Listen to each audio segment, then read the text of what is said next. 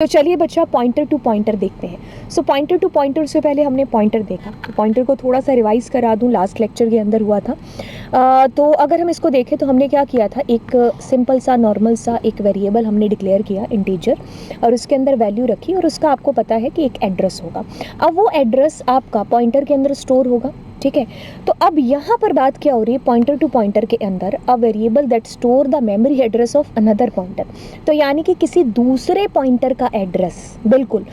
तो यानी कि ये आपका पॉइंटर है, इसका खुद का भी कोई एड्रेस होगा। अब उसको आप किसी और वेरिएबल में स्टोर करा रहे हो, जिसके आगे आप दो एस्ट्रिक सिंबल्स का यूज़ करोगे, और ये हमारा क्या हो गया, पॉइंटर टू पॉइंटर हो गया। तो यानी कि ये जो 9023 है, ये कहीं और किसी वेरिएबल में स्टोर है, उसी को आपने पॉइंटर टू पॉइंटर का नाम है जो दे दिया।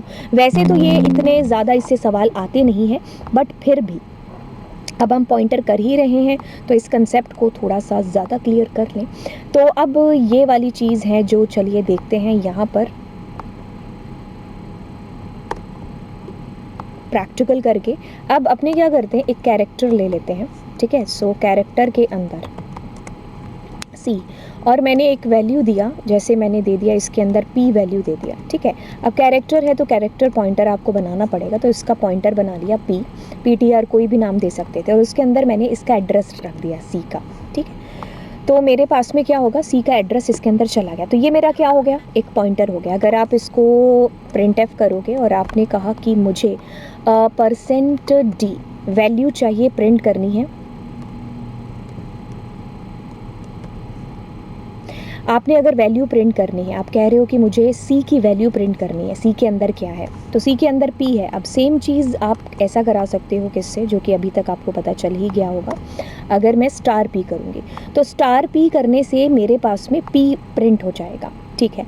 अब अगर मुझे इसका एड्रेस प्रिंट करना होता तो मैं क्या करती, %, लगाती, या फिर अकेला पी है जो लिखती। अब मैं अगर इसको सेव करूँगी, टर्मिनल में जाऊँगी,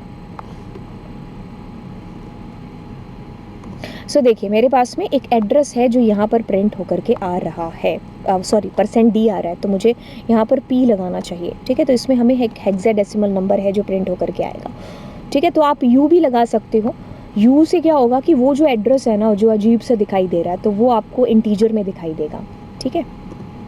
तो हम p ही लगा करके चलेंगे, राइट। तो ये हमारा एक एड्रेस, हमें हेक्साडेसिमल वैल्यू है जो प्रिंट हो गई, एड्रेस, ठीक है।